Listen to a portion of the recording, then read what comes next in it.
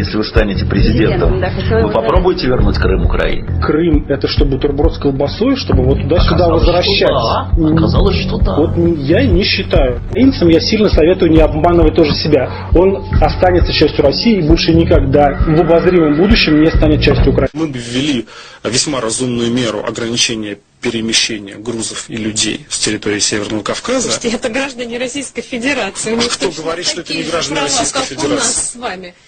И свобода перемещений в том числе. Hello, Таня, там идет гражданская война. А если гражданская война, то мы имеем право ввести, например, чрезвычайное положение или другие меры ограничения. Самая мирная вообще республика. Вот она самая мирная республика. Вот вы зайдите, пожалуйста, на YouTube и посмотрите, как какие-то басмачи расстреливают из пейнтбольных ружей женщин просто за то, что они в платках на улице них. А что надо делать?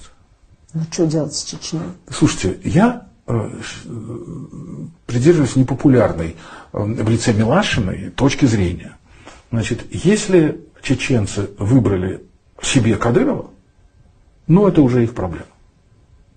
Просто вам не кажется, это уже теперь наша вся проблема? Безусловно. Безусловно.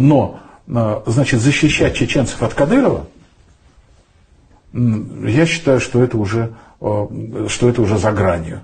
Потому что они его выбрали, да? Они его терпят, они с ним носятся. Ну, хорошо. Слушай. А чем эта оппозиция, собственно говоря, отличается от путинского режима, кроме того, что она не у власти, но активно рвется к ней? Ни один из видных руководителей партии Навального не осудил публичный геноцид чеченского народа, даже после того, как они оказались вне закона и могли свободно об этом говорить. А теперь они и вовсе снимают маски, говоря, что Кадыров является недобитым чеченским террористом, который отправляет на убой бедных русских солдат. Тех самых бедных русских солдат, которые еще недавно уничтожили 300 тысяч чеченцев, включая женщин, детей и стариков. Видимо, тогда тоже Кадыров ими командовал.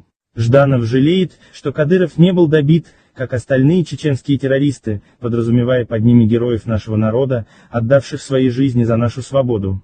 Война в Украине должна была россиянам открыть глаза на произошедшее в Чечне, подтолкнуть к переосмыслению и признанию своих ошибок. Кровожадный преступник, недобитый террорист сам не поедет на передовую, зато с радостью думает о том, как бы послать российских солдат убивать украинцев. Вот еще подумать только, вот в 90-х кто-то мог бы представить, что чеченский недобитый террорист будет посылать российских солдат на кровавую бойню? Я себе такого представить не мог. Я считаю войну вещью очень плохой, но если речь идет о делении Северного Кавказа или война, значит война. Чехия была страна Чехословакии. Значит война. Михаил Борисович, вы помните? Если конкретно спросить у меня, лично я пойду воевать или нет, пойду. За Северный Кавказ. За Северный Кавказ. Чужой нам культурно. Это наша земля. Мы ее завоевали. Нет